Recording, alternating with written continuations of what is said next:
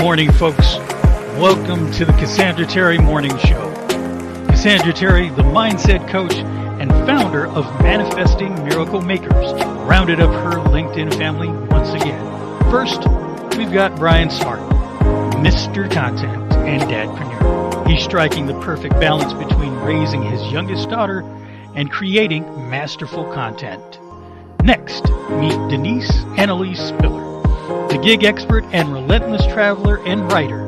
She turns every gig into an adventure. Then there's Jay Pasquale, the storytelling strategist, a poet and voiceover artist. He's weaving tales that'll make you think, laugh, and maybe even change your perspective. And wrapping it up, we have Eric Clark, the soul speaker and author. He's here to soulfully help you craft your story and narrative. Get ready for a show filled with wisdom, inspiration, and the magic of family. Let's welcome Cassandra Terry and the rest of the Fam Five. Hello. Welcome to the Friday edition of the Cassandra Terry Morning Show. Welcome. We are glad to have you guys with us. You guys know what it is. On Fridays, the theme of the day is focus. What are you focused on? What is getting your time and your attention? Those precious resources, where are you spending them, right? This time of the year, we're probably thinking, did I overspend? How much did I spend on this? How much did I spend on that? Did those sales trip me up and I bought stuff that I didn't really need because I was spending? We can make more money, but we can't make more time. And time is the great equalizer. It gives us the same 24 hours, regardless of where we are on the socioeconomic scale, regardless of our gender, regardless of our race, regardless of anything. We all get the same 24 hours in a day. The great differentiator is, what do you do with it? How do you focus? Are you so clear on what it is that you are trying to accomplish? Are you so focused on that your resources of time and energy, are they going into that on a regular basis? Have you built up some consistency and are focusing on the things that are important to you regularly so that you can move from dreaming about them to actually implementing and getting those things to come to pass? That's what we talk about on Fridays. How are we focused? And the thought for the day is, focus is not just a skill. It's a mindset that propels us towards our aspirations. So focus is so much more than a skill. It's a mindset. It's a mindset. It's a tool.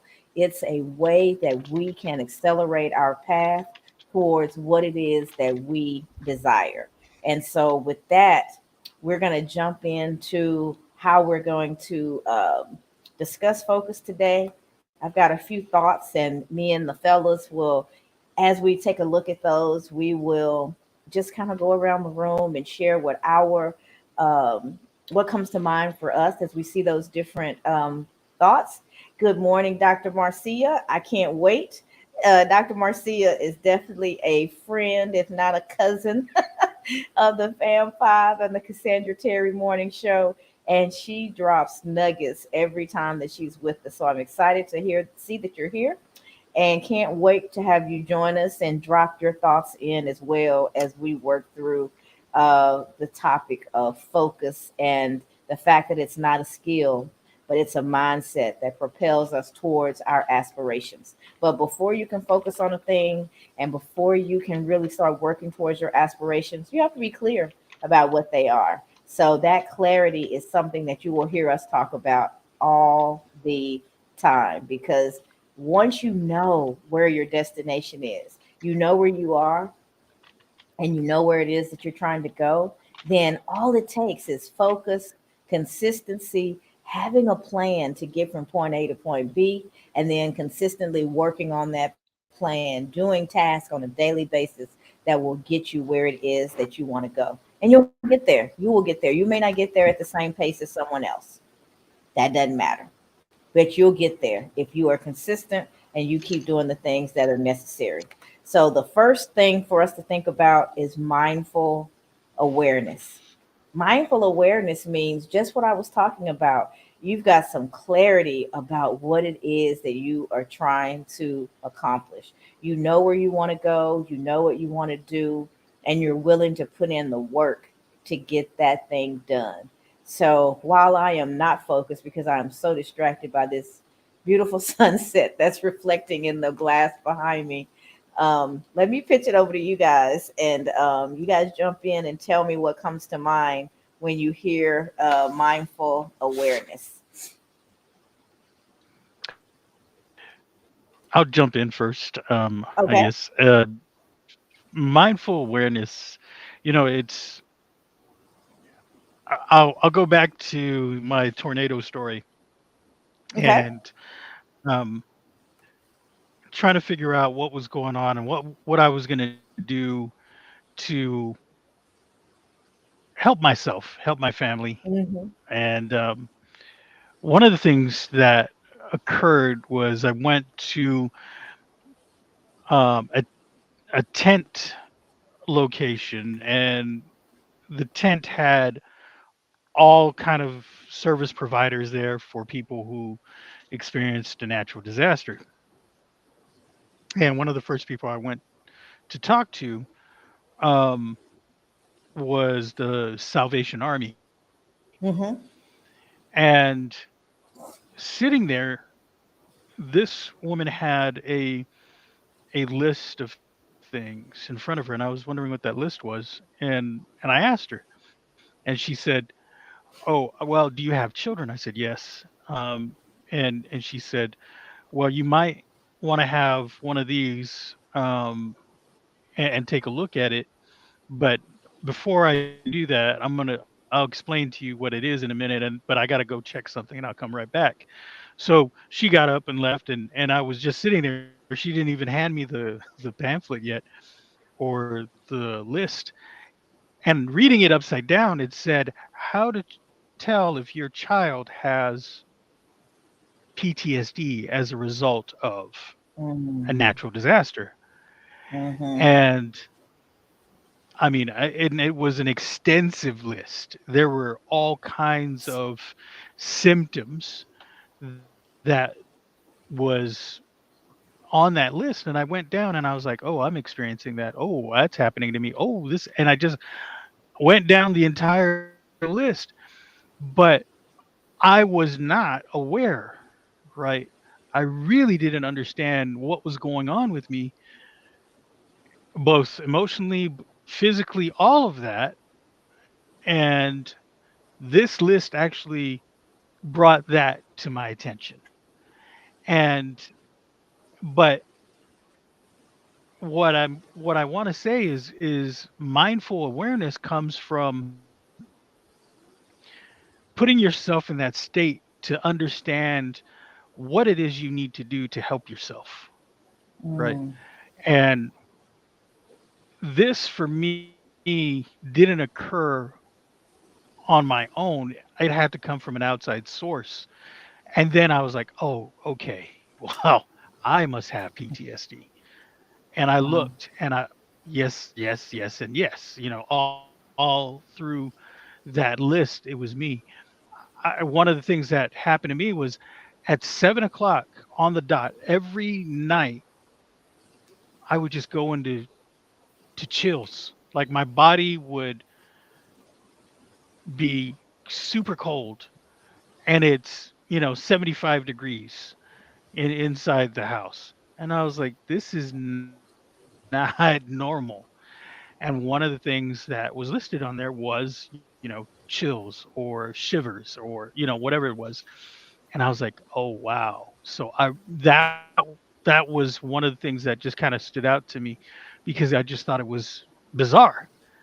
So the the thought is make sure if you are trying to improve how you're doing, improve yourself, that you have to put yourself in that state.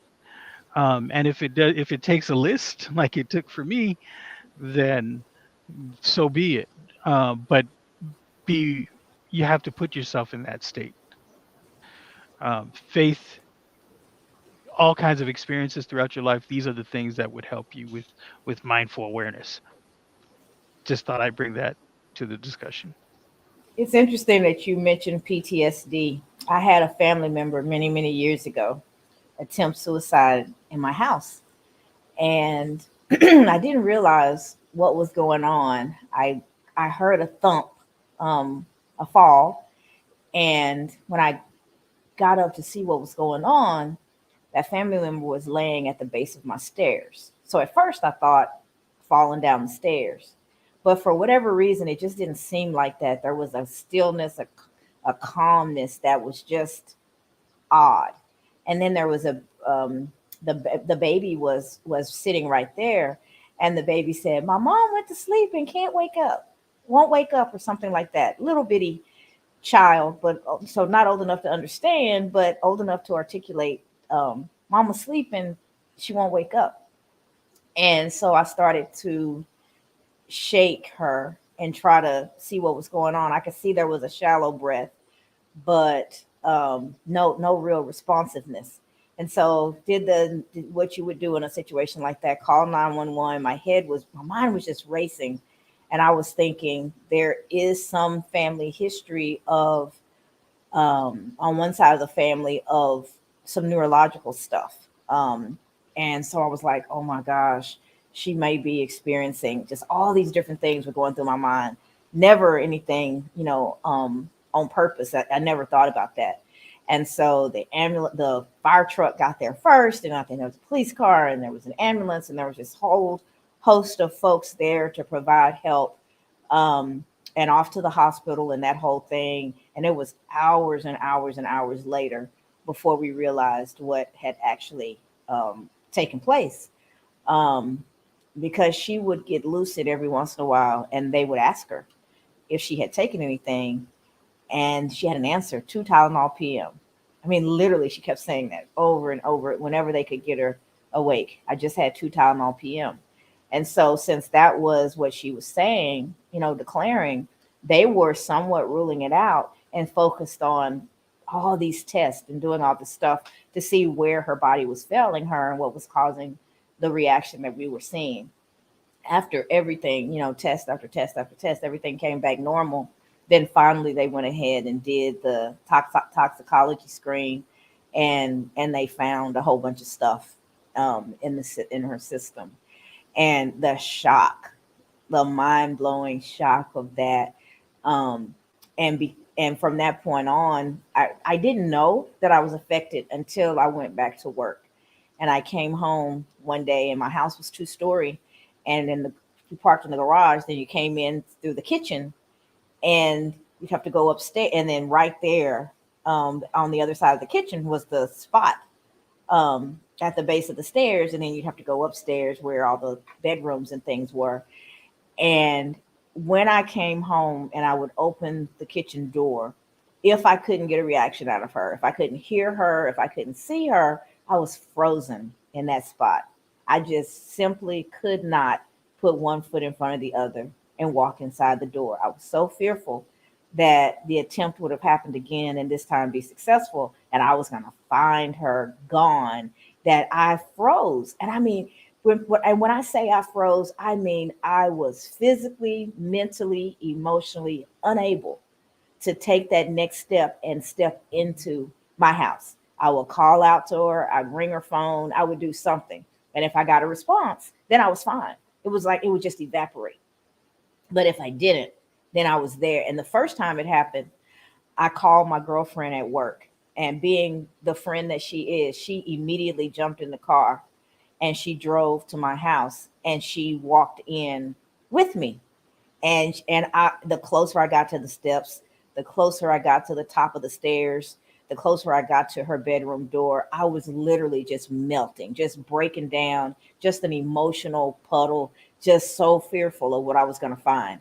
I couldn't open the door, so my girlfriend helped me open the door.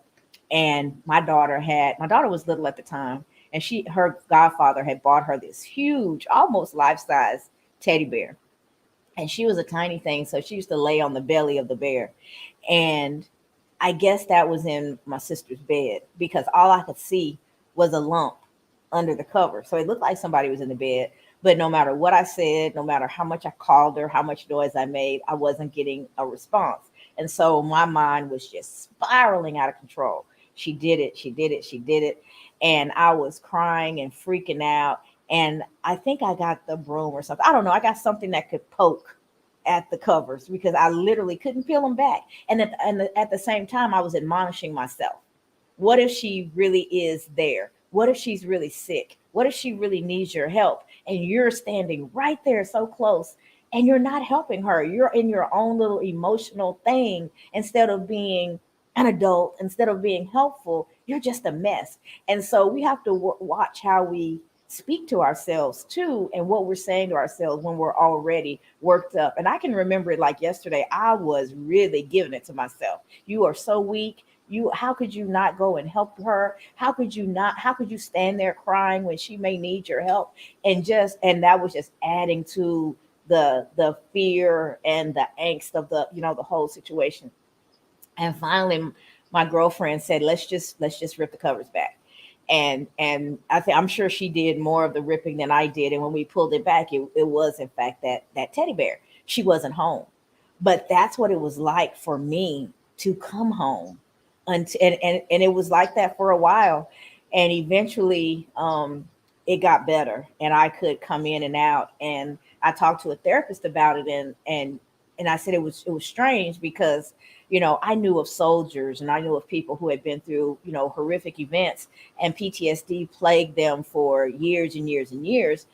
And she said, in my case, the reason that it went away is that I allowed those experiences where nothing bad happened to become a new memory, a new, that's what was, I replaced the fear with was this, pull the covers back and everything's fine. It's just a teddy bear.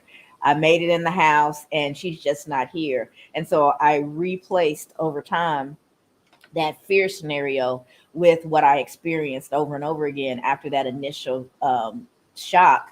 And so over time, all that started to dissipate. But when I tell you, if you ever encounter somebody with PTSD and you're trying to reason with them, you're trying to make them understand that everything's fine, where your mind is in that moment is not processing what it is that you're saying. It was just it was the most fearful that I've ever been. And it was fear of the unknown, fear of what might be. Oh my gosh, what if? And it just took everything in me literally just to put one foot in front of the other. But over time, with work and with replaced experiences of not finding something bad, all of that fear eventually lifted and I got back to somewhat of a normal routine. But I have so much compassion for someone who has experienced some trauma like that and they're having a hard time letting all of that go because there's no rhyme or reason to your brain in that moment. And physically, and it cuts all layers. Emotionally, I was distraught. Physically, I was incapable. Mentally, I think my brain left the building. I was just a puddle of fear. And so, and I, Dr. Garcia is saying our focus determines our reality. It's during our darkest moments that we must focus to see the light. Exactly. All I was focusing on in that moment, thank you for bringing that around, Dr. Garcia. All I was focusing on was the replay of what had happened before and the expectation of finding success and a successful attempt. And I didn't focus on anything else. Even when she would see me and go, she's like, "Girl, I'm fine. I'm fine. I get it. I know what I did, but I'm okay now. I'm probably just not there when you get home, or if I'm there, I'm trying to make noise so you hear me." So she was, at that point had gotten to a much more rational state, and she was not able to even understand my irrational state. But that's somebody that I love dearly and saw them almost slip through my fingers. And the fear of them being successful the next time overcame me. And that's what had my focus, the fear of her being successful. And I didn't focus on she survived. I didn't focus on she's living and breathing and walking around. I didn't focus on she's getting back to a new routine. So mindful awareness is, what are you focusing on? What has your attention? What stories are you telling yourself? Are you moving yourself towards, and are you clear about what it is that you're trying to accomplish? Or have you spiraled into something else and you're focused on the darkness, like Dr. Marcia just said, versus the light? She says your eyes can't focus when your imagination is out of focus. Absolutely. Absolutely. Dr. New says, good morning, Cassandra, Brian, Jay, and everyone. Dr. Marcia said, nice to have Brian today. We've got a bunch of hearts from Michael. So, welcome, everybody, and thank you for your comments so far. I didn't know we were going to meld into PTSD, but we go where the spirit moves, and you started it, Jay, so this is all your fault. So before we move from mindful awareness, Brian, did you want to add anything on that one? Yeah, I do actually. So, Okay. we were talking about Dr. Marcia mentioned imagination, Mm-hmm. and we're really talking about the conscious and the subconscious mind. And there's something that I learned about a little over 10 years ago that I refer to as auto suggestion. I don't know if anybody is familiar with that. I don't know if you use auto suggestion, but what you just described was you auto suggestion to yourself what you thought would be the outcome every single time you went into the room. And my mom used to, I'm saying I still do it now. My mom used to say this when I was young. I used to have this, I had this unbelievable fear of the wicked witch from the Wizard of Oz. You wouldn't believe it. The dreams the nightmares I used to have behind that little green witch, you wouldn't even believe them. But my mom used to always tell me to think about something good, right? Whatever it is, think about, go to that happy space and focus on that when you're in one of those periods where the witch is trying to hunt you down, or she's trying to turn you into a frog, or whatever it was that I was thinking about. She's like, just go to a happy place. So I did that, and I used to do it all the time, and it worked. And that's what auto suggestion is, and that's what comes to my mind when I think about mindful awareness. We really have more control over our minds than we give ourselves credit for, but we don't focus on them because we think it's all conscious. And the conscious mind is not really in control of what we're doing. It's our subconscious that controls what we do. We just push the thoughts from our subconscious into our conscious mind, and then we start to act. But the thing that makes the difference here is the way we talk to ourselves. And auto suggestion isn't necessarily something that you get from an external source. Like, people think of auto suggestion and they think of walking up to someone and telling that person, hey, you're doing great today. And then that sticks in that person's mind, right? If you go to the doctor and the doctor gives you a shining recommendation, hey, you can go back out on the field, you're doing great. Even if you are on your deathbed, when that doctor tells you you're doing great, you believe you can conquer the world, right?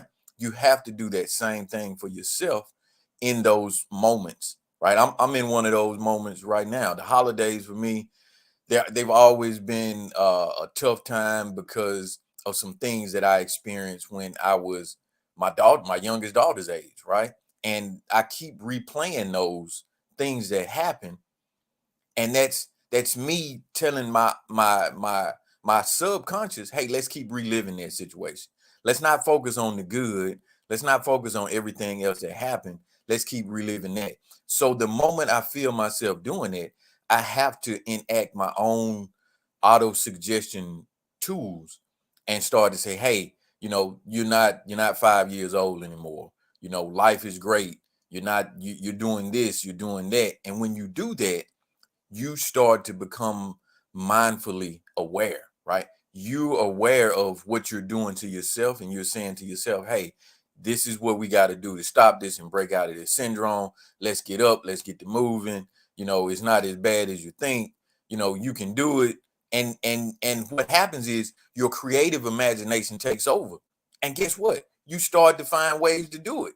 You start to find ways to be able to push through. People start to come to you that can help you push through. Other people start to auto suggest to you, hey, you got this, you're doing good, you're doing great.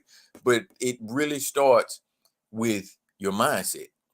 So before you do anything else in this life, build your mindset before you start building your skill sets. Your mind, they had this commercial when we were young, and I know each of you remember, both of you remember this. The mind is a terrible thing to waste. That's all they used to talk about. The mind is a terrible thing to waste. And when I was a kid, I was like, yeah, it is. Stop saying it, right? We know it's a terrible thing to waste. But the impact that commercial had, right?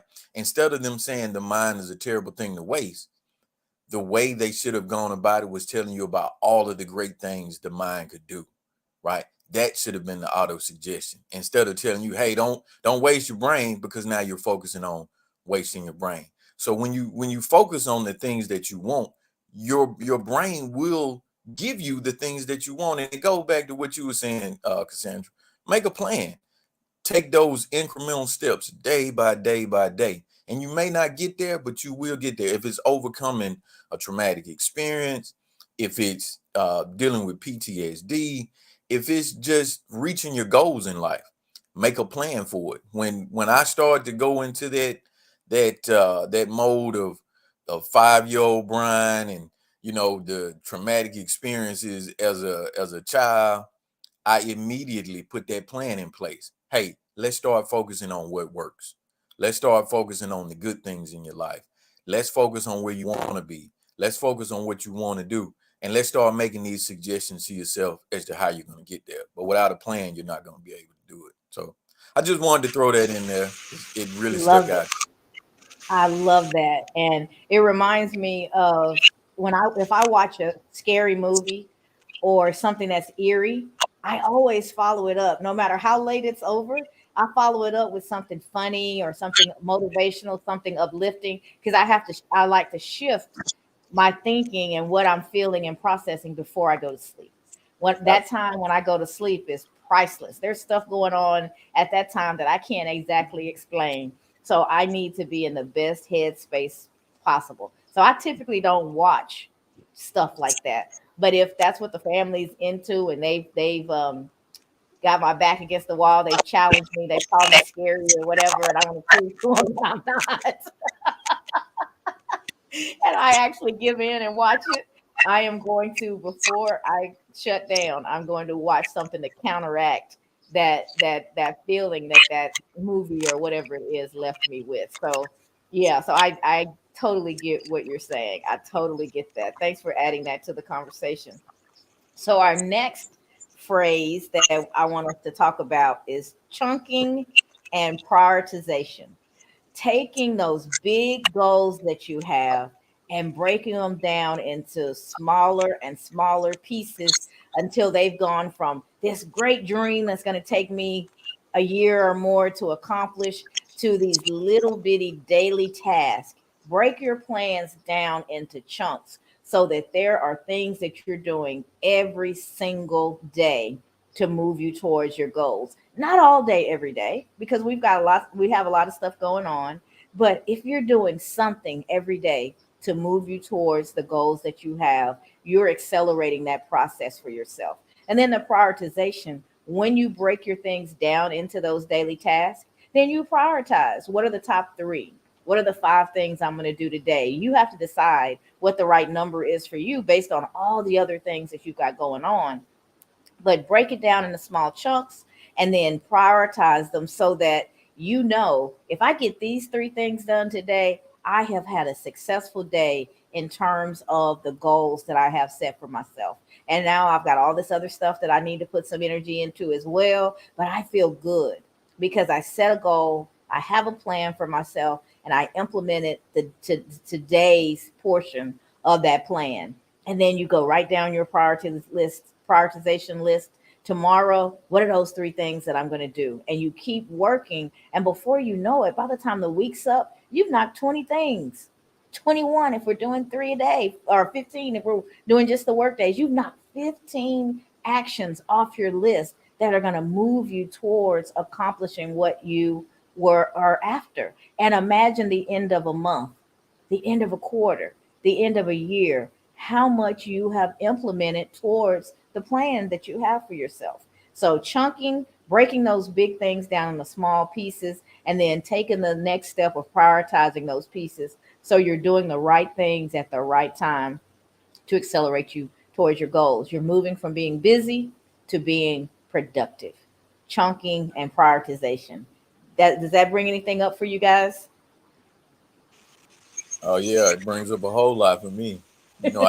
I could jump right in on this. All So right, let's go. we talking about chunking and prioritization. One of the things that I like to do is to uh, break out my big goals into larger goals. So Mm-hmm. when it comes to creating content, for instance, if I know I have a goal this year uh, to sell 1,000 seats to a course, Mm-hmm. if I know that's the goal and I know that's what I want, then I have to. I'm not going to be able to create the course in a day, right? Because I've got to go back and I've got to review different live classes. I've got to review different notes from those classes.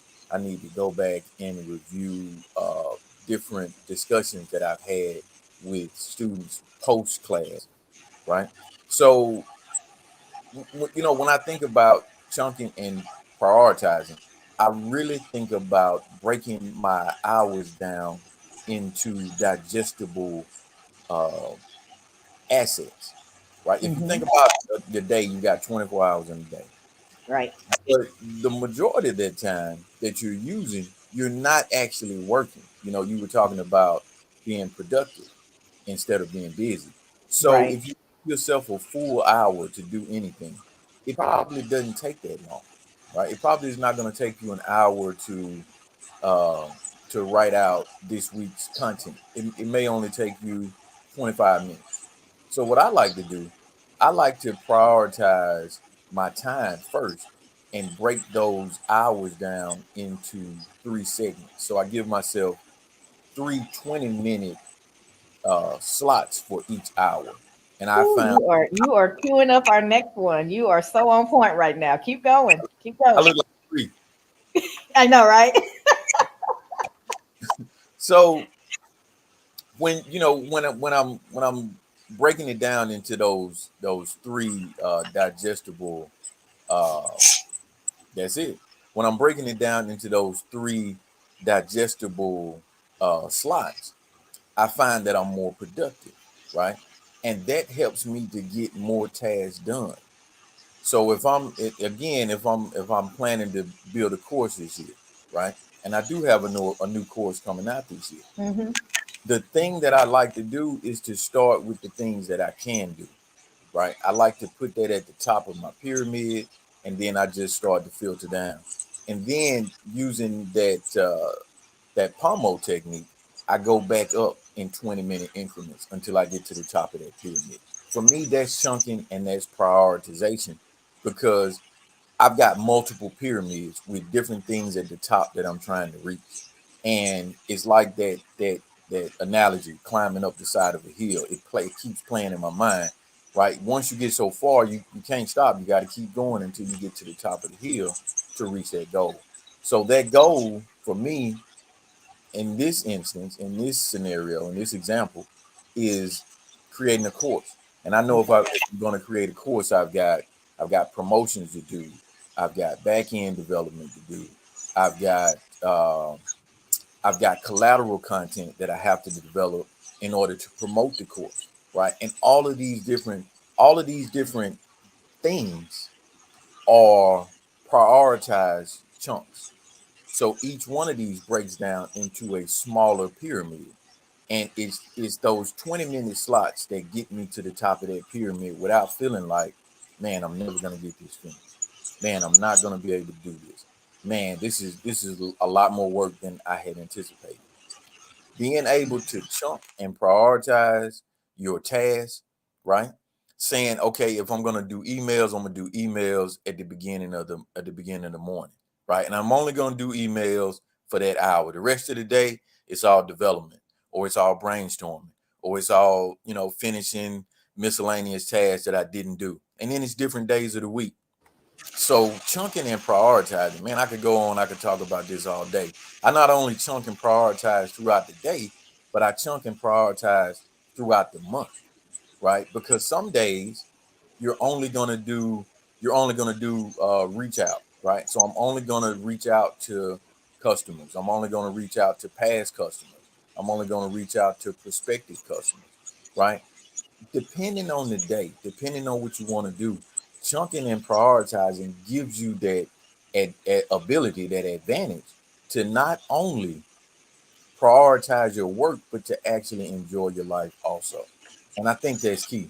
I really believe that being able to set aside the tasks that you want to do, and it frees up your time so that you can refill yourself to go back and finish the task, because you're not going to get everything finished today, right? Let's be honest. That's why you're setting up these 7-year calendars and breaking them Right. down to yearly calendars and quarters and weeks and days, so that you can see, okay, this is the amount of progress I made, this is what left I have to do, and is this even worth me taking the time to do it? If it's not, chunk it and move on. If it's not, chunk it and move on. And when I think about chunking, I'm thinking about getting rid of the stuff that doesn't work, right? The stuff that I don't need. I'm prioritizing, I'm grouping my tasks, I'm gonna prioritize the work that I do, and then I'm gonna chunk the rest of the stuff. And it's okay. I'm not gonna get everything done today. I'm not gonna get everything done this year. I've got stuff on my 7-year calendar from 7 years ago that I still haven't completed. And for the things that are important, they were transferred to the new 7 year. For everything Mhm. else, it got chunked. Love it. So you covered a lot. You covered a lot in that, Brian. So you definitely covered chunking and prioritization. You also covered time blocking. You talked about for the first hour, I'm going to do emails. And then the rest of the day, I'm going to do that. So you've dedicated that time to a particular task to make sure that those tasks are planned, calendared. You know exactly when you're going to do them, and they have they and only they have your attention during that period of time. So you're chunking, you're prioritizing, you're time blocking, and then you jumped into the Pomodoro effect, the technique. The Pomodoro technique is what he talked about, those 20-minute chunks. When you read it, it's talking about taking 25 focused minutes and working on a task, and then taking a short 5 minute or so break. You may get up and walk around, you may go have a snack, you do anything except for the thing that you've been working on, so that you allow your brain to rest and reset and refocus. And then when the break is over, you go back and you do another 25 minutes on that task. The cool thing about the Pomodoro effect is that you can prioritize it. I mean, it's flexible. You can make it work for you. So for Brian, he's talking about 20-minute chunks. For somebody who can focus for quite a bit of time, maybe they do 30 minutes or a little bit more, because at the end of 20 or 25 minutes, they're almost there where they feel like it's a good stopping point, but they're not quite there yet. So they get frustrated. So you can adjust it to fit how you actually work. But again, and you need that self awareness. Try it at 20 minutes for a bit. And if you find at the end of 20 minutes every time, it's like, man, if I just needed 5 more minutes, then you give yourself that more minutes, and then that's your schedule. Maybe those last 5 minutes of the 20 minutes are really painful for you, so you need 15 minutes.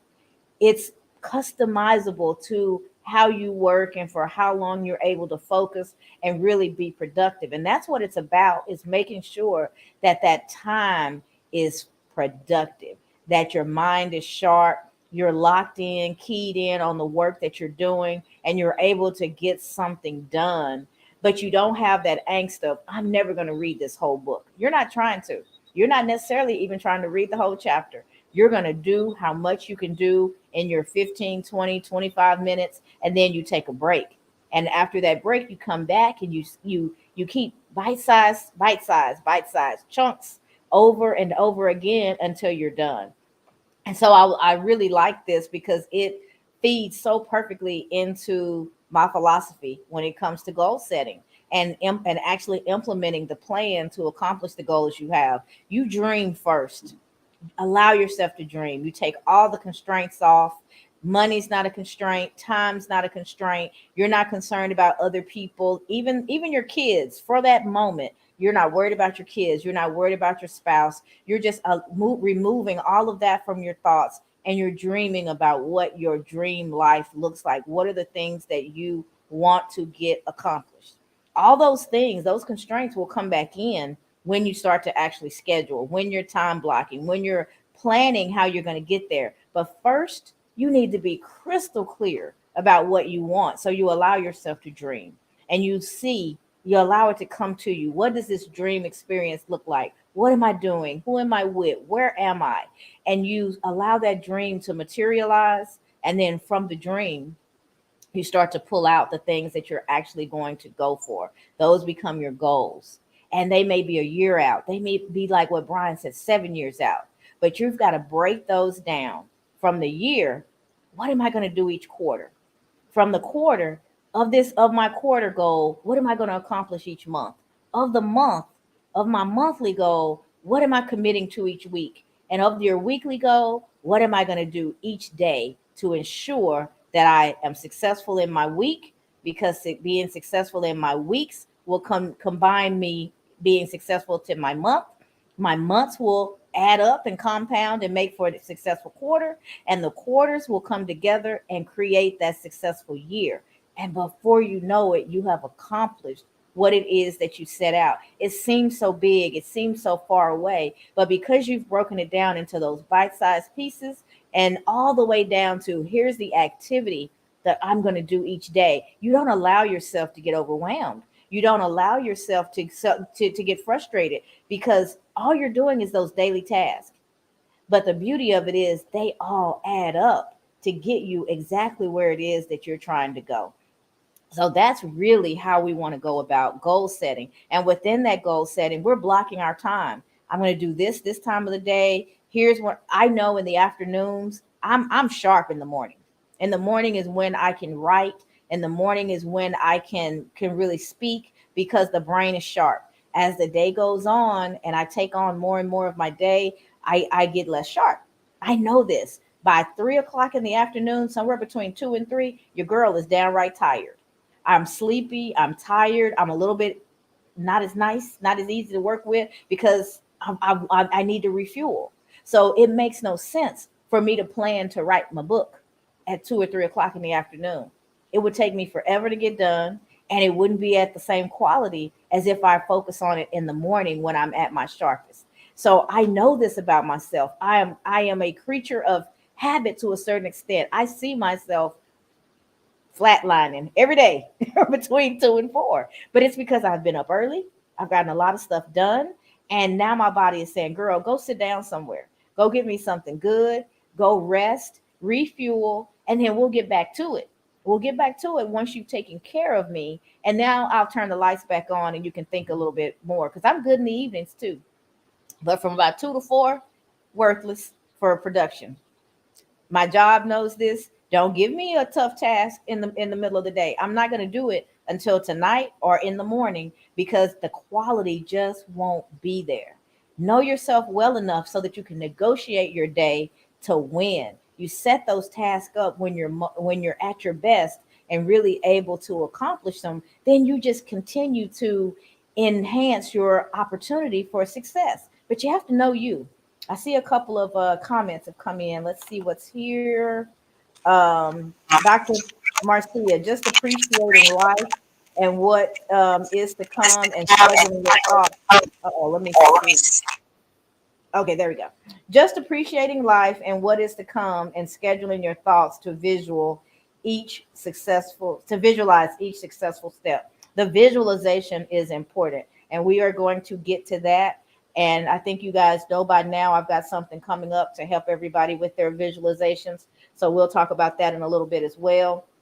Dr. Marcia says setting goals is really intentionally focused on living intentionally. I like that. We're going to put that one up for everybody to see. Setting goals is really intentionally focusing on living intentionally. I love that. Think about that. Let your brain wrap around. Dr. Marcia has a way of turning your brain into a pretzel because you got to follow all those thoughts. But intentionally focusing on living intentionally. That's what we're talking about here. Setting your intention and being intentional about living with intention. And when you live with intention, you are doing the things that you set as goals for yourself. You're intentionally pouring into, focusing on, giving your attention to the things that it is that you want to accomplish. Setting goals is really intentionally focusing on living intentionally. I told y'all she drops nuggets. She never disappoints. Thank you for that one, Dr. Marcia. Let me open the mic up before we move on to the next one. Did you guys have anything you wanted to add? Go ahead, Brian. Let me mute.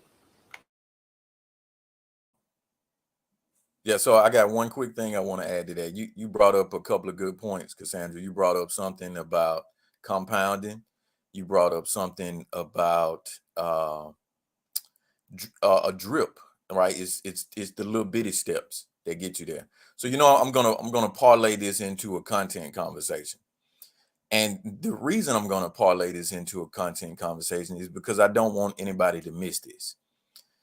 When you're having a conversation with yourself, you are doing those things that you just mentioned. You're taking those bite size, those small incremental steps to get to your goal, right? Think about that in the same manner when you're having a conversation with anyone, right? Whether it's online or whether it's in person, you've got to take those same incremental steps to get to that place that you want to get to in that conversation. Don't rush the conversation. The same as the conversation you're having with yourself. The same thing that you do in the morning when you say, hey, I'm going to get up and I'm going to do X, Y, and Z around the house. Then I'm going to go in and I'm going to do this X, Y, and Z in the office. You've got a plan for that. And you know you're going to get it accomplished because you've got a plan. And that's another thing that you brought up, having a plan. None of this is possible without having a plan in place first. And this is why I wanted to mention this as it relates to content. When you're having conversations with people, when you're building up your network, when you're starting to build up that rapport, have a plan and take those incremental steps to get to where you want to be in that conversation. Nothing happens overnight except a new day. And these conversations that you're having with people across the globe is absolutely no different, right? Sometimes the conversation, depending on what that objective is in that conversation, the conversation might not come to fruition for a week, right? The conversation may not come to fruition for a year. It depends on the level of the objective. So I just want to leave that as a reminder.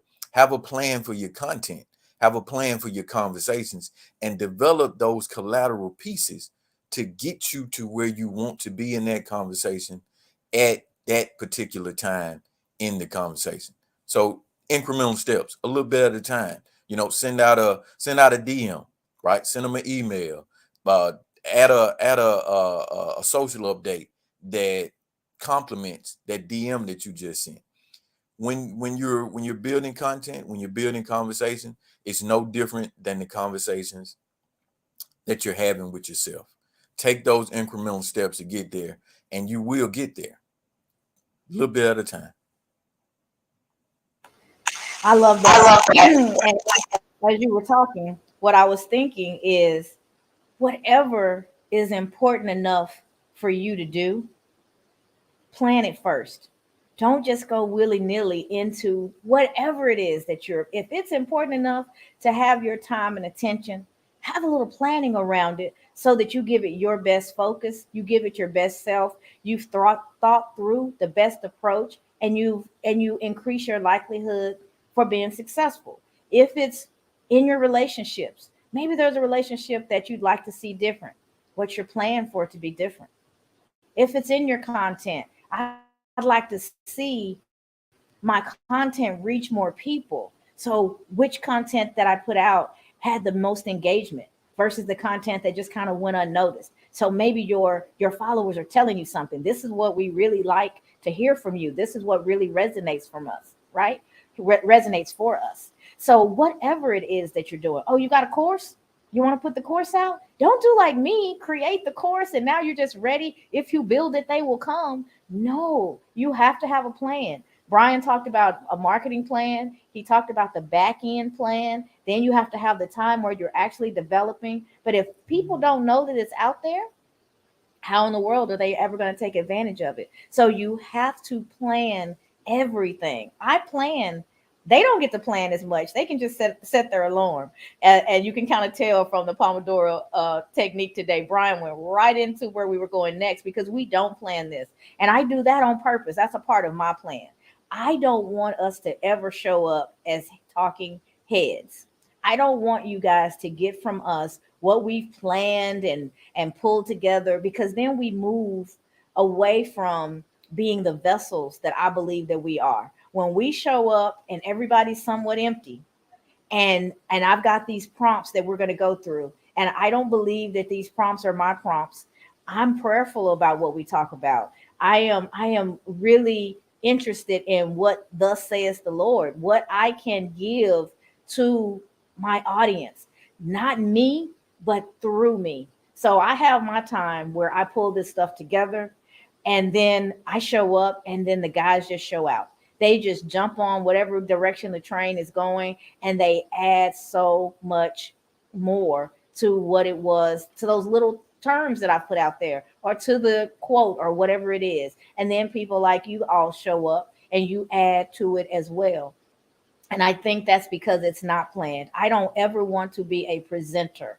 That's not what we're doing here. We are servants and we are vessels, and we are sharing with you all what comes through us, not what we think about all night. And we're so smart that we've got all this great stuff to share. That may be true. Y'all are pretty smart.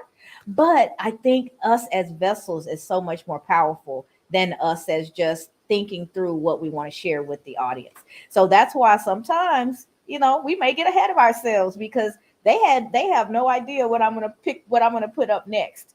Oh, because we don't plan this. And that in and of itself is a part of my plan, to just allow us to show up and be our authentic selves and allow what is going to come up to come out. I think that's important. That is important. I wanted to acknowledge we've got some folks on Instagram, and because I have to reach you guys in a different way, sometimes I forget, but I see that Brenda Trinka joined. My baby sister Toya is out there. Hey girl.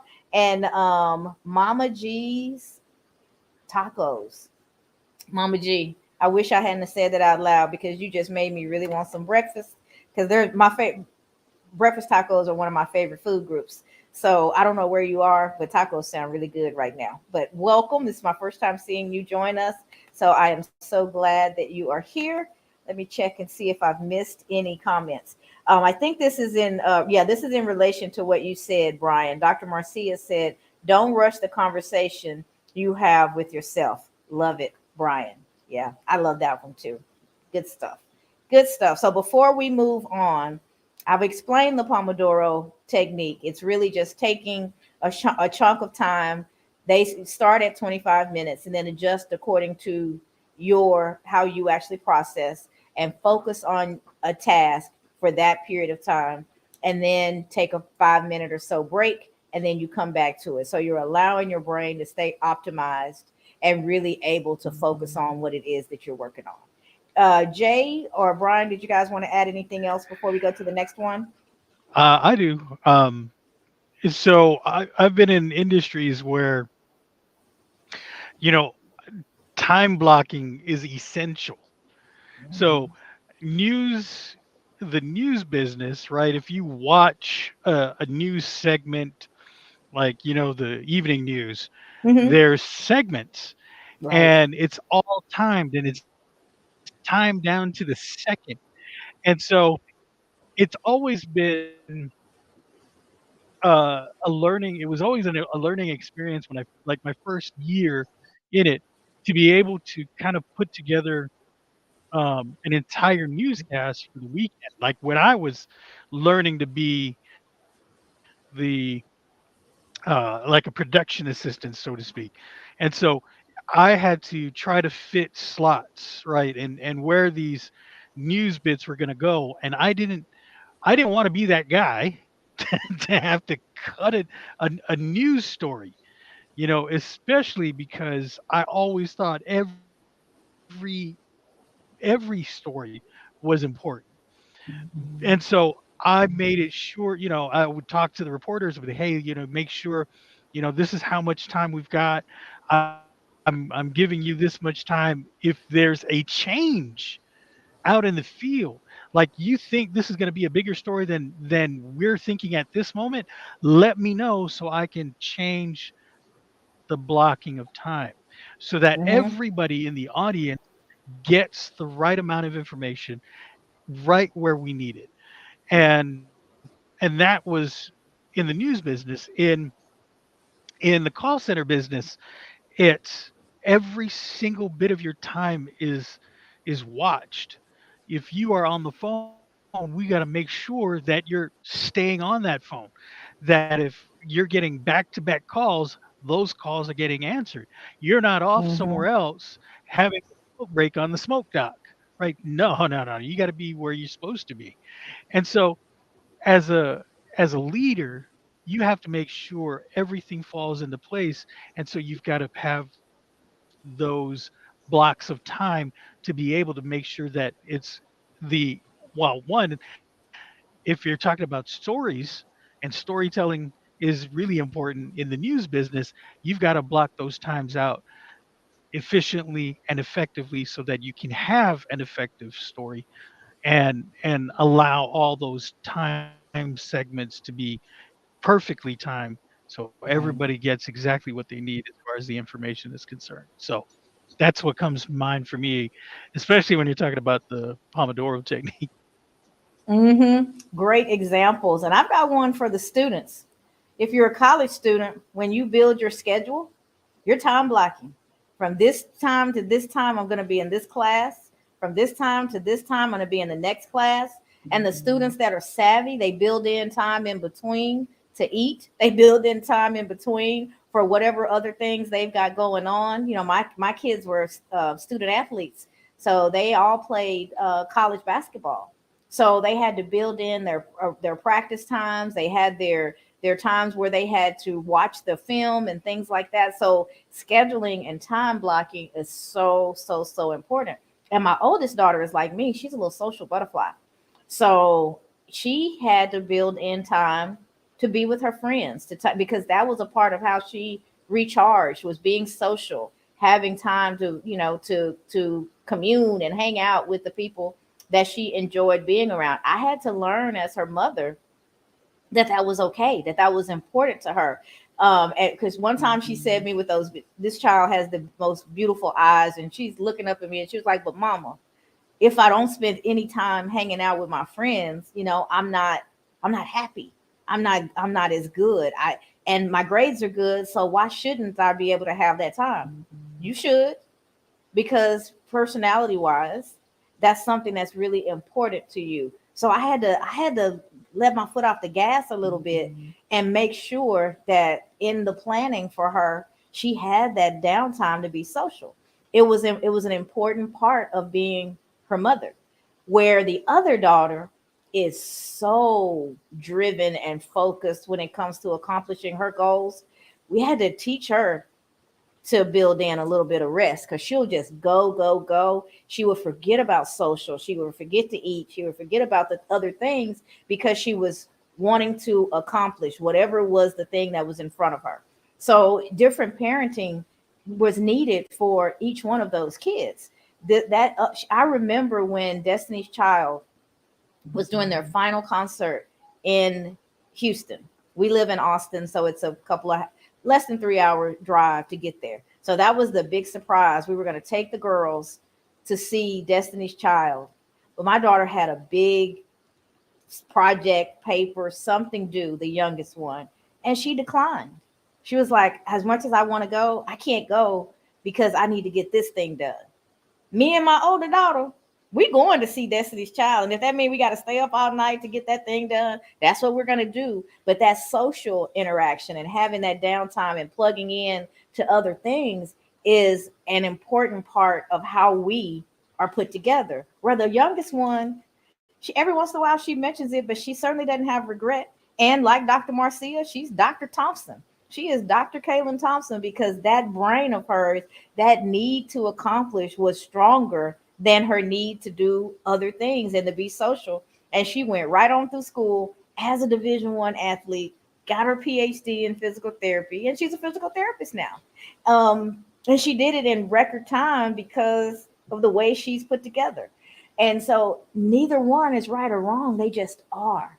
And when we can understand how we're wired and what's necessary for us to be optimal, and oh my goodness, when we can figure it out for our children, we can be so much better parents. I've got 3 kids, 3 completely different personalities. And I have a niece that came to live with us, and we raised her along with our girls during her early teen years until now. And so all 4 of those little people were so unique in what they needed and how they moved through the world. And the best thing I was able to do was figure out that it wasn't a one size fit all parenting. I tried it because that's all I knew. But they taught me what they needed. And we have to do the same thing in our network, in our relationships. Know yourself enough to be able to articulate what you need. And again, you accelerate yourself towards success and you have deeper, more reciprocal, valuable relationships. So, little extra sauce that I didn't know was coming out as well. But hey, it is what it is, right? So we're gonna move to the next one, and this one it shouldn't take long. It's pretty self-explanatory. Digital minimalization, minimalism. It sounds funny coming from somebody who is online every single day. I go live Monday through Friday. I post every day, including Saturday. The only day I don't do anything on Sunday. So, but other than that, I'm putting something out. I'm out there some sort of a way. But 2023 you didn't my post. posts are all keyed up on Sunday and scheduled.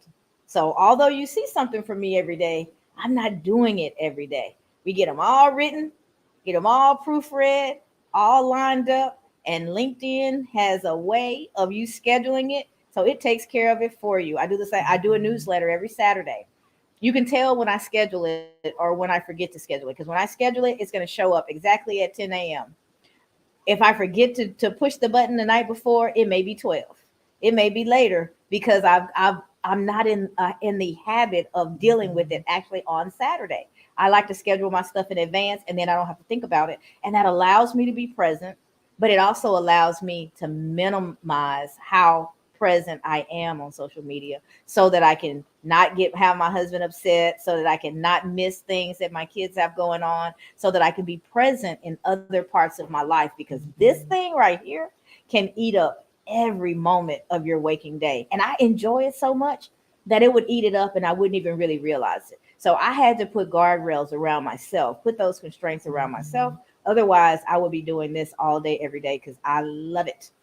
But I this is only a small part of my actual life.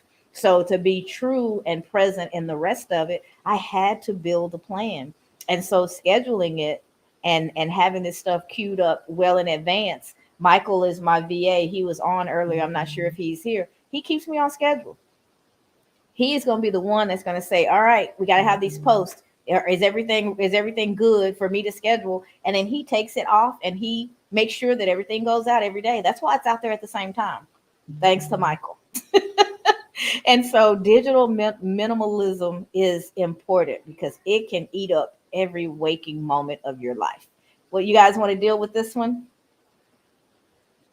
Yeah, I'll jump in real quick. So, Renee, when she comes over to use my computer, she looks at it and the first thing out of her mouth is, "Why do you have so many dang tabs open? Close Hmm. those." She's she says, "It's no wonder why it takes forever for you to get to something. It's because of all those tabs." All And the she's not tabs. she's not lying. it takes the computer just a little bit more effort to go through to get to the one thing that you're looking at because all those other tabs are open. One of the And things that my laptop says to me on a daily basis, Jay, high CPU utilization all the time. yeah, and it's because of those things, absolutely. And then she gets mad. Then she gets mad. She goes, "Look, why do you have all these files? Do you even ever go into any of these files anymore? If not, chunk them, Welcome. get rid of them." Yes, and I'm like, Our I sweet Renee does can't. not get mad. She is just trying to help you. Don't put she's not mad. She's helpful. She is. She is. She's trying to be helpful, absolutely, all the time. And I get it, and it's just some of the quirks that I go through. I want to talk. I'm going to give her her flowers a little bit because I talk about it all the time. She lives in her her calendar. She's got Right. that. Yeah, I mean, It's masterful. yes, Renee. She's got the Renee Pasqua technique, not the Pomodoro one. The and it's everything is blocked out, and it's all nice and neat. There's a color code for everything, and she knows exactly where she needs to be at a certain time. And if you're working remote, right, you can easily slip up and be in the wrong meeting because you're clicking on another thing that you weren't supposed to. And maybe I've had an issue with that in the past because I wasn't Not you, living in Jay. my, yeah, maybe a little bit, because of all those tabs. And so, and so, and so Renee was, she would always say, it's because you don't color code stuff. It's because you don't have everything kind of neatly packed away so that you can easily move from one thing to the next. If you have all these things all over the place, how can you focus? You need to be able to focus. Mm-hmm. Minimalize all these things. Put these things away. If you really don't need that folder, get rid of it. So, I want to talk a little bit before you go further because I used to have, and I said this before. I used to have this wall of glass that that the former company I worked with allowed me to use it for my whiteboard, Mm-hmm. and that was actually the purpose of it. And I was like, oh man, this is great. And so I could put all kinds of stuff all across the wall, and make sure I prioritize stuff. And it was great. And because the wall leading to the contact center was also glass, my team could see in and look at what I was prioritizing, so it held me accountable, right? So I told this story to my sister-in-law, and she got me a tiny one, you know.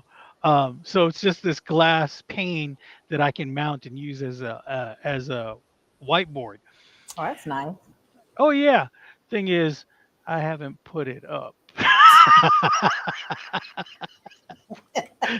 You got She to put gave that it. on your schedule and color code it. Wait, but how can I do that? Because the thing's in a box. No. So, um, there's been some movement in the house. Some things have changed. So, my office is going to change as well. So now's the time. Now's the time. Now's the 2020. Yeah, 2024. Now's the time. It's going to go up, and I'm apologizing to my sister-in-law right now. I know it's been 2 years since you've given me this thing. It's going up. 2 years. All right, Brian, we've got to hold this dude accountable. We want pictures. We want to see it on the wall, Jay. That's the beauty of being a part It'll of a go up. group. Right. Yeah. My wife was like, "Why are you not?" Because there's not a place I want to put it right now. I'll, you know, it'll I'll get around to it. So I'm getting around to it. You gotta do these things to make sure that you are one, holding yourself accountable, and two, prioritizing. There you go. Focus. There you go. All right. So we are down to our last thought category for the day, and it's visualization and goal clarity. So we're ending with the beginning. And I think Dr. Marcia talked about visualization earlier. Yeah, I know she did. You have to first get really, really clear about what it is that you want to accomplish. And once you are clear about what you want, visualization is a fantastic tool where you allow yourself to experience that thing even before you've accomplished it. I'm sitting at one of my visualizations right now. If you look at my vision board, there's a boardwalk leading to the beach. Y'all, this is not a green screen that I'm sitting in front of. I'm sitting out on my deck at our we bought a place a couple of years ago, and we Airbnb it most a good portion of the year, and then we come down here whenever we block it out and come down whenever we want to get away for a little R&R. It's about, maybe 4 hours from home max, and we can come. We can be right on the water. We can get out on the sand and get a little exercise in. We can do as little or as much as we would like to, but it's our own little slice of paradise. It's the place where my blog was born. It's the place where I found my creativity and started to learn about things that I'm capable of doing that I wanted to do. And then I found some stuff that I didn't even realize I wanted to do. I started planning vision board parties and all kinds of things right here or on the way here. The thoughts were coming to me, and here at this location is where those thoughts became plans that eventually became things that were implemented. My very first blog post was from people pleaser to boundary setter, because that's what I was dealing with back then. I was in that space where I was transitioning. I knew that I made decisions that were not in my best interest, but they kept the peace. They were, it was easier to say yes than to say no. I had some messed up ways of thinking about stuff. And but I was angry about it. I had gotten mad. Had crossed over 50. I'm 55 now, and I was looking around going, mathematically, at least half my life is over. And I don't even know what I like. I don't know who I am. I know who I am in respect to my husband. I know who I am in respect to my children. I know who I am in respect to my parents. I know who I am in respect to my career. Those were all things that helped define me for me. But if you ask me what I really liked, what I really thought about something, immediately my brain would scan the room and make sure that the response wasn't going to be offensive to somebody. So if I'm so worried about what you're going to think about what I say, then I'm not really saying what I think. I'm saying what I think you can handle. And that's the way I operated for the majority of my life. And I woke up one day, 50 years old, and mad at the world because I was like, I've just given my whole life away and I haven't done any of the things that are important to me. And when you're in that state, you go to extremes. That's not true. I wanted a family. I wanted children. We had our home. I had a great career. A lot of things that I wanted had come to fruition, but now everything, because of the state that I was in, was all bad. I didn't want any of it. I wanted to go away somewhere, get me a private little space and just hold up and get to know myself and figure out what I really wanted out of life. And I woke up like that. And I was mad at everybody that was attached to me at that point because I felt like they were all leeches. You take, take, take. What do I get in return? I mean, I was really worked up. And I found my peace in one, going to therapy and dealing with my own stuff, because I thought when I went to therapy, I was going to be able to talk about everybody else and how they were taking advantage of me and how nobody cared about the things that I cared about. And I got there, and that was about 3 minutes of the conversation. And then it immediately pivoted to me, because the common denominator in all of those scenarios, the common denominator in all of those relationships right here, it was me. So, what was I doing? How was I contributing to my life and to these relationships that things were unfolding the way that they were unfolding? Man, talk about having a mirror held in your face and having to rework my life and visualize what that was going to look like in a way that I was good and happy and fulfilled. I started to see things. And then out of those things that I started to see, we started to create goals, got really clear about what it was that we wanted to accomplish, how we wanted to live our lives. Because I didn't live it in a bubble. I wasn't a single woman on an island all by myself, could just figure stuff out. So as much as I thought that that was what I needed, reality set in quickly. And it's like, if you're actually going to have what you want, you got to talk to some people. You got to be honest with some folks. You have to be able to articulate what's working and what's not working for you so that you can have a shot at the next 50 years being really enjoyable and the things that you want to do because your children are grown. You've been in your marriage for 2 decades and counting. There's a lot of time invested in a lot of things and people. Are you really trying to just throw everything away? Or do you make some adjustments so that it works for who you are now? Right? It worked back then for who I was in my 20s and my 30s and somewhat in my 40s. But by the time I'm 50, it wasn't working for me. But I had to be really honest about that. And I had to dig deep and look at what I needed and be able to articulate that so that I had a shot at having it in the least disruptive way possible. So this visualization thing was magical. I had this epiphany. This message came to me that said, hold a vision board party on January 1st at noon. And I was like, nope, that makes no sense. January 1st at noon, people are going to be just starting to move around from December 31st, celebrating the new year. They're probably trying to get their black eyed peas and get their meals together and do the things that you do in January on the first of the new year. No one's going to want to do a vision board party. Have your vision board party January 1st at noon. It just wouldn't let up. It just would not go away. So I was like, okay, fine. If you're going to keep bugging me, I'm going to do it.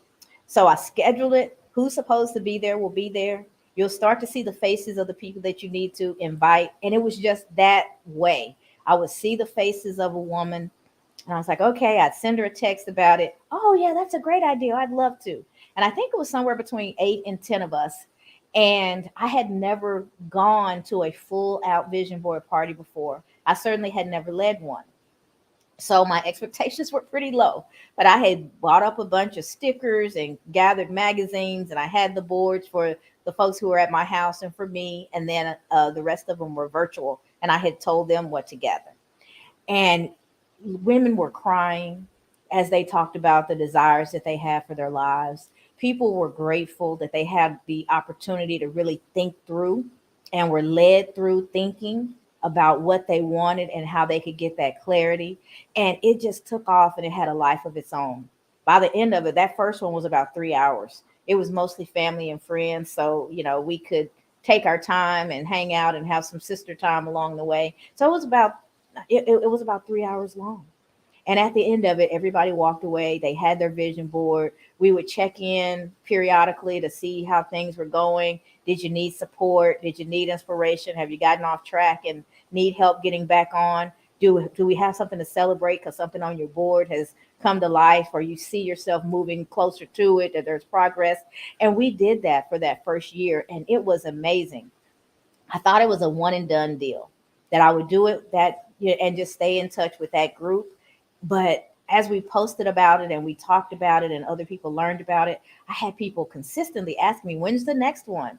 Like, the next one, I barely got this one done. I didn't plan a next one. But because of the interest, it was the next one and the next one and the next one. And so it became a thing. And every time I would host a vision board party, I would send this long text to all the attendees about how to prepare for it. Here's the things that you need, but not just the physical things, the board and the stickers and the power words and all that kind of stuff, but mentally, you need to get clear about what you want, because we're not doing a craft project. We are doing something, we are visualizing the life that you desire. And when you're done, you walk away with a physical representation of what that life is. And you've got something that's in front of you on a regular basis that reminds you of the hopes and dreams that you have for you. And so I would write that up. I would talk to them about how to visualize and the things that were important, break down different areas of goal setting so that they could think about what they wanted in different aspects of their lives. And then I got that next little message. Instead of writing this text every time, why don't you just write it down? So I wrote it up in a nice little Word document, thinking I can just attach this and send it to them. I did that. And then it was like, well, since you've written it, why don't you just upload it to Amazon? Why don't you just make it a book? Other people might want to know how to host parties or how to prepare for parties. And so never had thought about authoring anything, which is why I know that I'm walking in my divine gifting and I'm doing the things that I'm supposed to be doing right now, because I don't believe that thoughts just pop into my head. I was being led somewhere.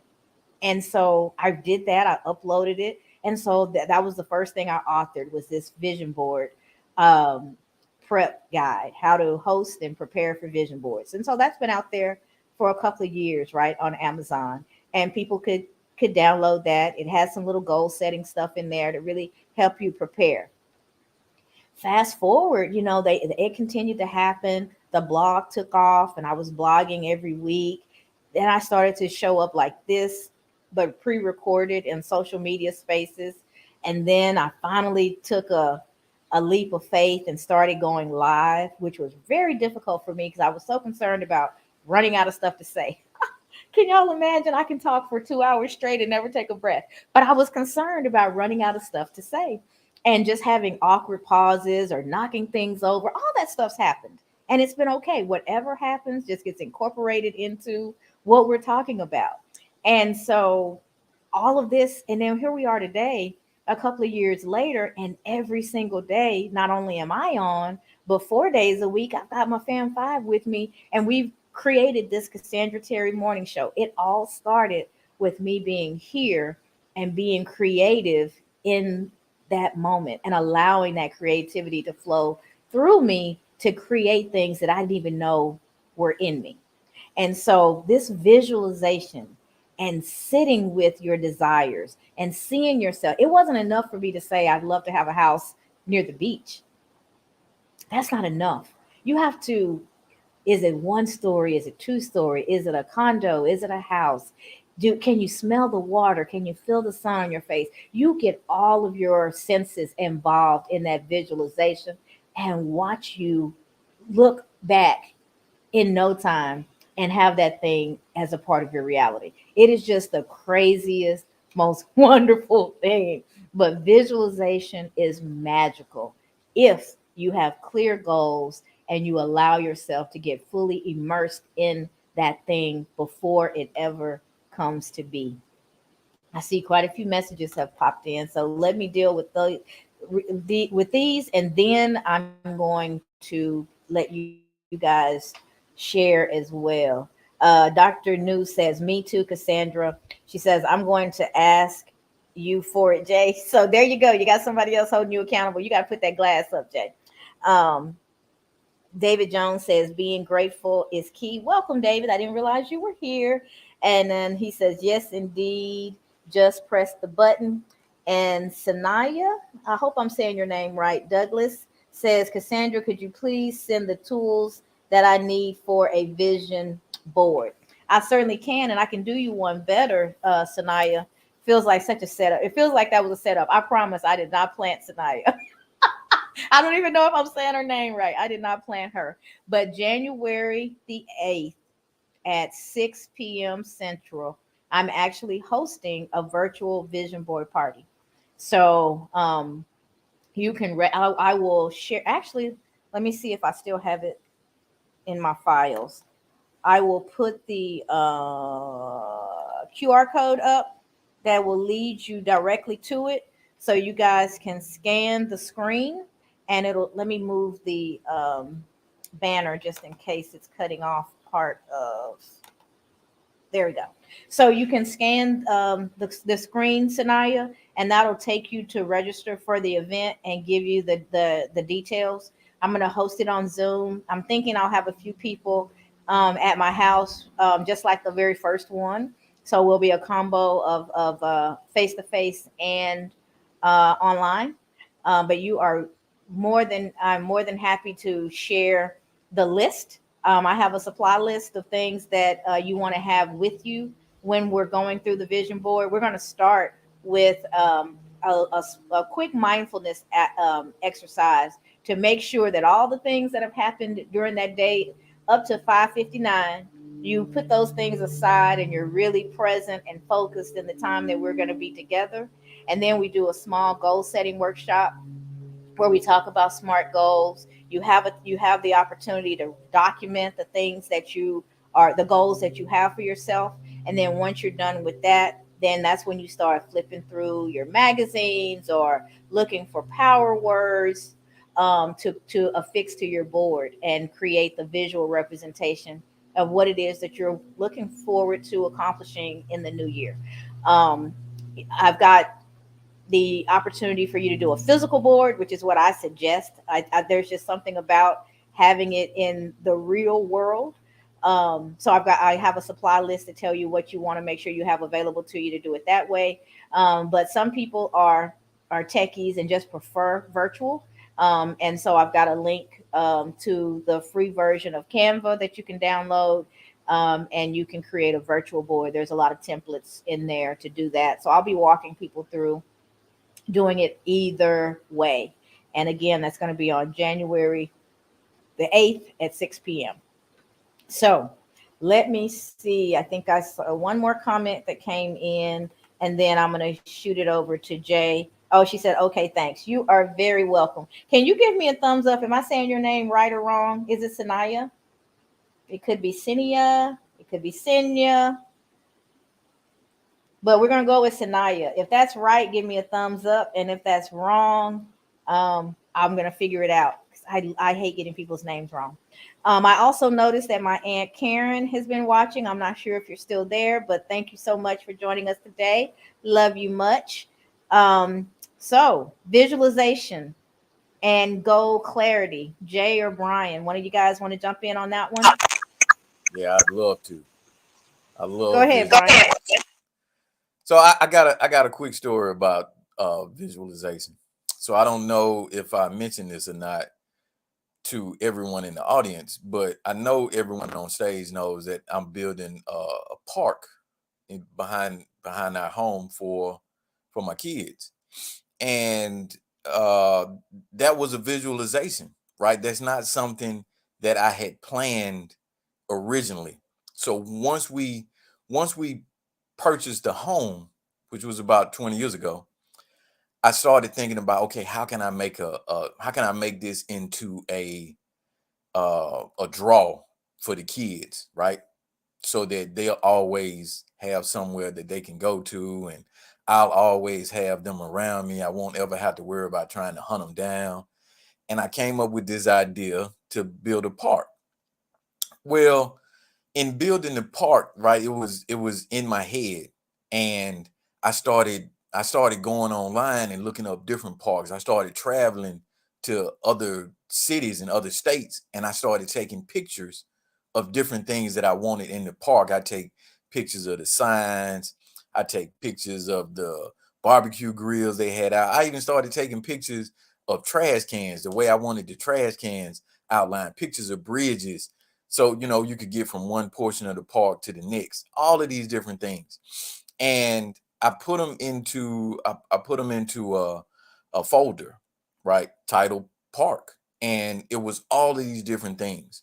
Well, in the midst of that, right, life started happening, and I wasn't able to finish as quickly as I'd hoped. I'm still going to finish it, but I wasn't able to finish it in the time that I'd expected. But in that time, while I was doing some excavation, I was doing some dirt work.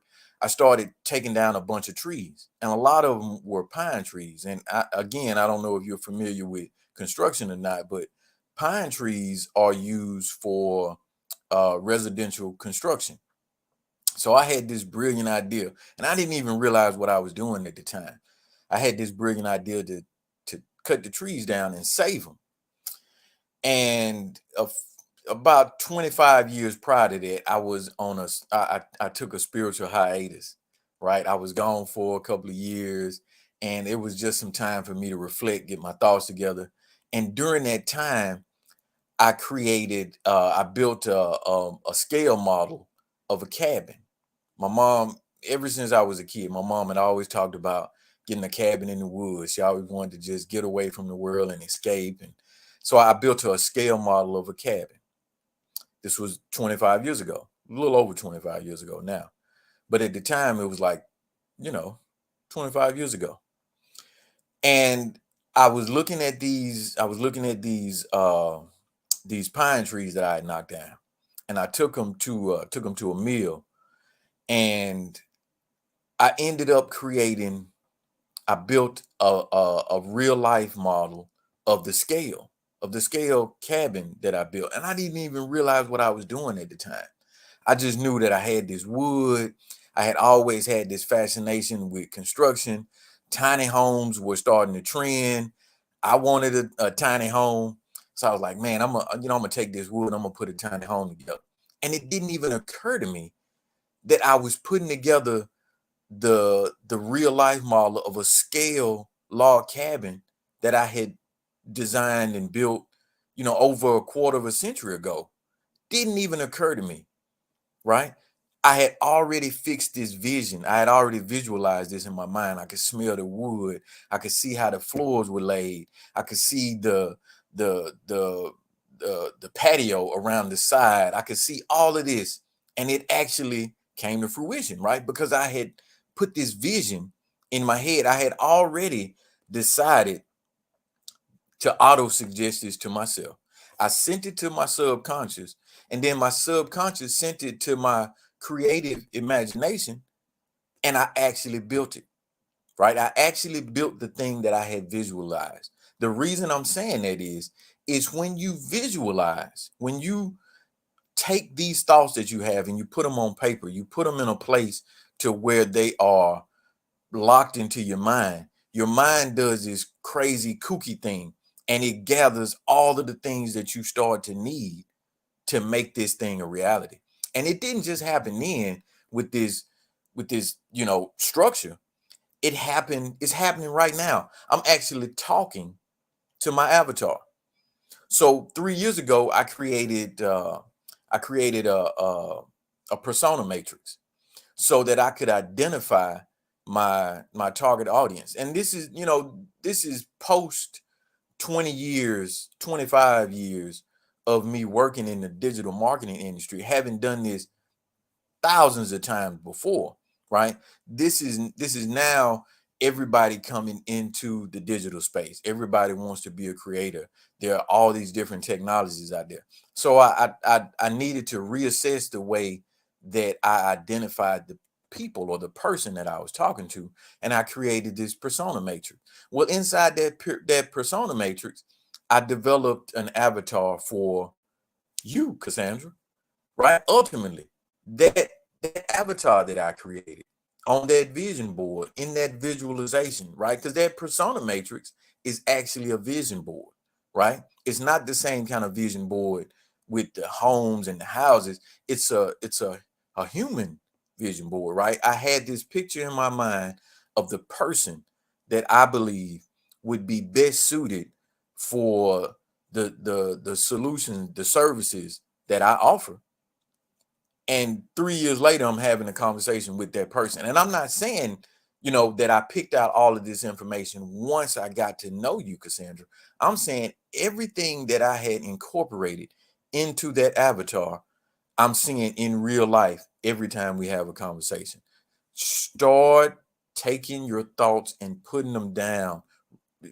Start visualizing your thoughts. Start recording your thoughts, and you'll start to see them come to life.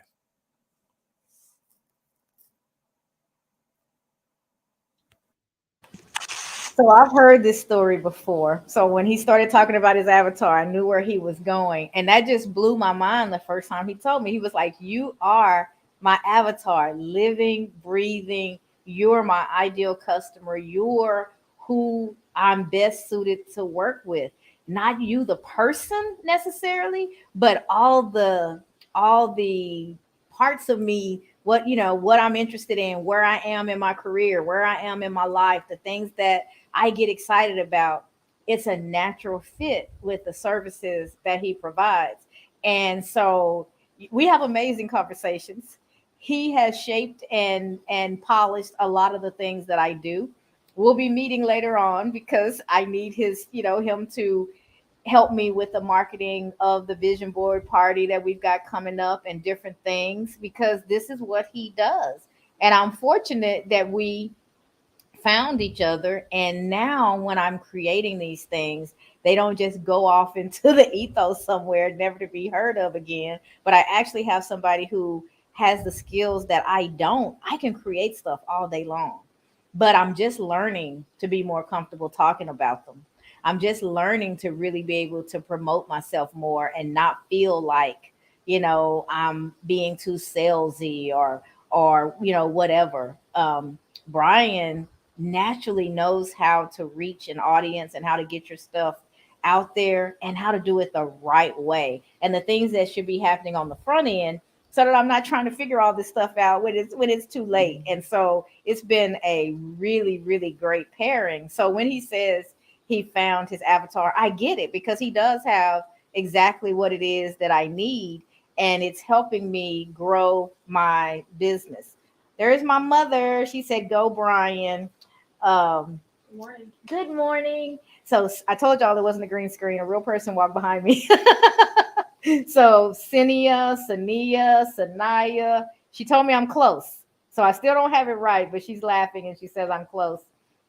And Brian, when you were talking earlier, Paulette was agreeing with you. She says, "So true, Brian. I did the same when I built my custom home, 13-year project." Dr. Marcia says, "Great discussion. Have an awesome day, Fam Five. Same to you." And Sanaya. Oh, I can't wait to know what's right. She said, "Brian, that was awesome." I agree. Absolutely awesome. Um, so we've touched on all the points for the day. You guys have shared. You guys in the audience have shared as well. I just saw Jay's finger come up. Does that mean you have something to add, Jay? Man, I've been holding off. Let's go. Let's go. They up there chomping at the bit. I see him. He Yeah. jumping. So, real quick, I can't do this without bringing in scripture. So I'm going to put in the scripture for you. Um, and it's the first book of Kings, chapter 18, Okay. verse 1 and 2. Go and present yourself to Ahab, and I will send rain on the land. And so Elijah went to present himself to Ahab. So this is determination and this is focus. He's given a task by God Himself, right? Elijah is he's dealing with, and the entire population is dealing with the famine. Mm-hmm. Hasn't rained, and so he's like, okay, let me just go ahead and go to Ahab, and I'm going to go ahead and tell him that it's going to rain. Where others today, I think we would have gone, wait, what? There's a famine, people are dying. What are you talking about, God? Come on, what? And so his determination, his purpose was to go and explain that this is going to happen. And so um, focus is often closely tied to having a clear understanding of one's purpose or mission. And in this case, Elijah's focus on delivering God's message to Ahab aligns with his divine purpose as a prophet. I'm going to go one step further into this story, and I'm going to read you something I wrote in on Facebook in 2012, December 29, 2012. Life can be a struggle. but it's what you do during this time which determines how you get through it. I lost a three-bedroom house and nearly my life to a tornado. I could have given up, but I didn't. And now I have a five-bedroom house. I also quit smoking. I figured I was stupid because I survived a tornado but continued to choose to smoke. I don't wish anyone an experience like that, devastate and a devastating event that like that. But I hope my story can help someone weather whatever storm you might be experiencing. And for my family and friends, I'm here if you need to talk. This was in 2012, and the visualization that occurred at that time was to try to get a new house. Now I have two houses. I have a five-bedroom house back in Hamilton, Alabama, and now I have a four-bedroom, three-bath house here in Dothan. This is the power of visualization, if I could just say it properly.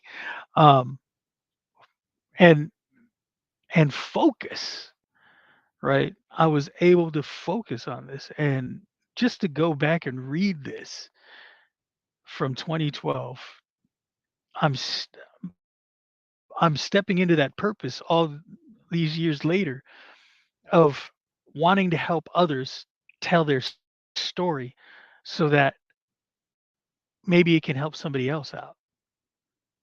And all of this has come right to this point, and I didn't want to leave without putting that out there, that all of this is, to me, divine timing. It is the focus that I also had that those years ago and continue to have to today that's allowed me to get to this point. So, thought I'd end with that. Love it, love it, love it. And folks were waiting. My mom said, "Good morning, fam five." Camille said, "Morning, all. Happy New Year. Please add more, Jay. Let's go." My mom, "Come on, Jay." Camille said, "Brian, hi. Hey, Cassandra. Jay, hello. Keep sharing. Love your stories." And then she said, "Y'all, I turned my camera off so I could angle because this it's so bright out here. I can barely see now. It was good this morning, but now my eyes are struggling." She said, Camille said, "Yes, persistence is key. Keep going." And Cassandra, you can. This is, I don't know who this is. Oh, Cena. She. I think she made it. She made it phonetically correct for me. Thank you so much. She said, "Cassandra, you can break my name down like this, Cena, if that helps." I think that helped. So I was hooked on phonics. So I think I got it. So I'm going to be looking for your thumbs up, Cena, or another laugh if I missed it. And Camille said, "Thank you, Jay."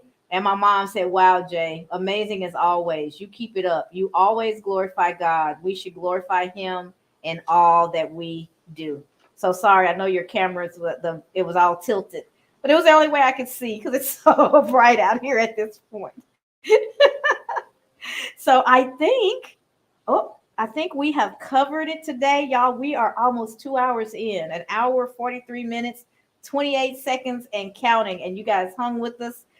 Thank you so much for great, great, great conversation. It's a wonderful way to wrap up our week and to really look at focus from many different angles. I appreciate my bros for being with me today, Jay and Brian, and all of you great, great folks in the audience, everything that you shared. Paulette said, "Amen, amen, amen, amen." We are grateful for each one of you. I'm going to try to share the, let's see if I can bring it back up one more time. So if you guys are interested in joining us on January the 8th for our 2024 first Vision Board Party of the year, I would love to have you there. We are going to take the time necessary to help you get the clarity that you need so that you can create that physical, visual representation of what you want to see accomplished in the new year. And you'll walk away with that vision board ready to go.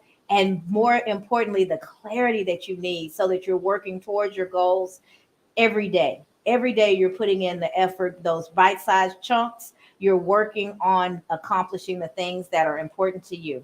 This wraps up our week for the Cassandra Terry Morning Show. We will be back on Tuesday morning, 7:15 a.m. Central, where we will talk about transformation, the importance of transformation. How do you go about transforming? What's the difference between transformation and change? Who knows how it's going to unfold, but there's always lots to talk about when we talk about a subject as big as transformation. And we hope that you guys will join us back here on Tuesday morning, 7:15 a.m. Central, for that subject. Thanks, everybody. It's been a great one. Looking forward to seeing you next week. Thank you for joining us for this episode Bye, guys. Thank you so much. of the Cassandra Terry Morning Show. We hope that you join us tomorrow for another episode. For advertising or sponsorship questions, reach out to Cassandra or any one of the Fam5 on their LinkedIn profiles. Brian, I'm Have trying a great to day, sit still. everyone. Try not to.